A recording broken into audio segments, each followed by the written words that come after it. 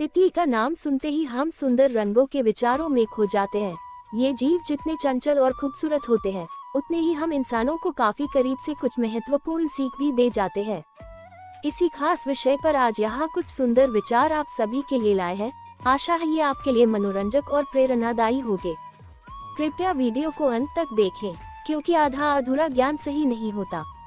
हम निसर्ग के सानिध्य में जितना करीब से जाते हैं, उतना ही हमें इसके अंतर्गत आने वाली चीजें चमत्कारिक ढंग से बनी हुई सी प्रतीत होती है। तितली के पंख जितने कोमल और सुंदर होते हैं, उतनी ही वो स्फूर्तिली और चंचल होती है। ठहराव तो मानो जैसे इस जीव को पसंद ही नहीं होता। एक फूल से दूसरे फूल पर फुदक कर उड़ना तथा कम समय में फूलों का रसपान करने की इस जीव की क्रिया मानो हम इंसानों को सीख देती है कि जितने आप स्फूर्तिले रहोगे, उतना ही आपके काम बनेंगे। आलस करना मानो जैसे गुनाह है, ये तितली हमें अपने क्रियाकलाप से हमें सिखाती है।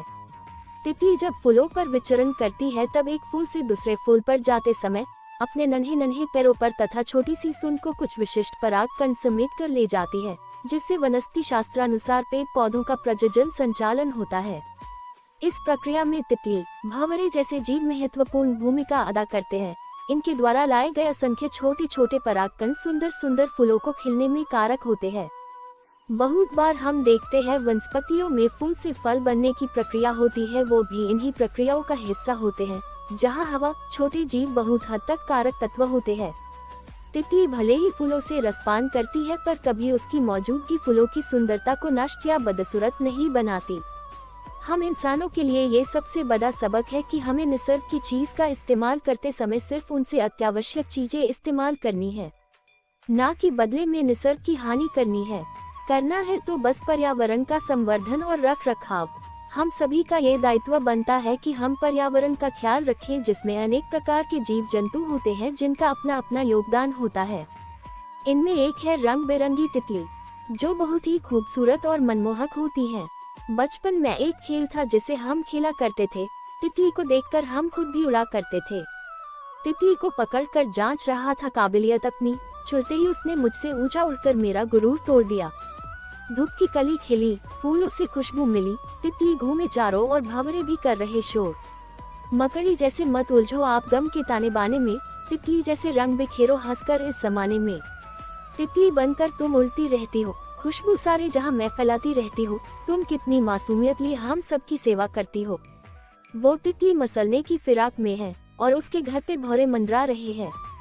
तितली हमसे पूछ रही है, पहचान हमारी रंगों में खो गई है। दुनिया इतने रंगों में ढल गई है, इसीलिए अनजान अब तुमसे हो गई है। ना उड़ा कर यूं हवा में तितली बनकर, शिकारी बैठे हैं हर जगह जाल बुनकर। दो पल आजाद कर दो तितलियों को, क्या पता वो फूल फिर से मुस्कुरा उठे।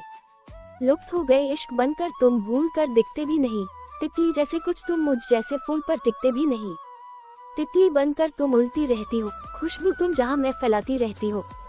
तुम कितनी मासूमियत लिए हम सबकी सेवा करती हो।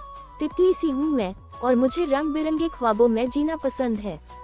मन तेरा तितली सा, न सब तेरे पंखों को, क्या इंतजार करोगी कल उसी फूल पर मेरा फिर साथ उड़ चलने को।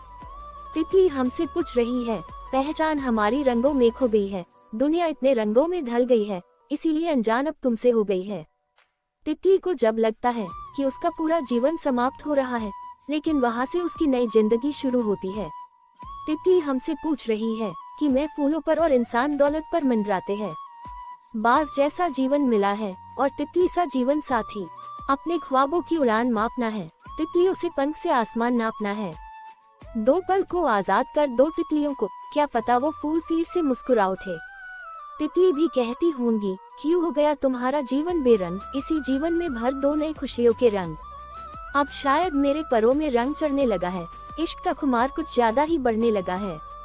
मेरी ख्वाहिशें तितलियों जैसी है, हाथ लगाते ही उड़ जाते हैं। फूल खिलता है और तितली का हो जाता है, जो मुस्कुरा कर मिलता है दिल उसी का ही हो जाता है। आशा करते हैं ये सभी विचार आपके जीवन में प्रभावशाली सोच का निर्माण करेंगे और आप इन विचारों के साथ जीवन पथ पर निरंतर अग्रसर होंगे और सफलता के मार्ग पर निरंतर चलते रहेंगे। जय श्री कृष्णा।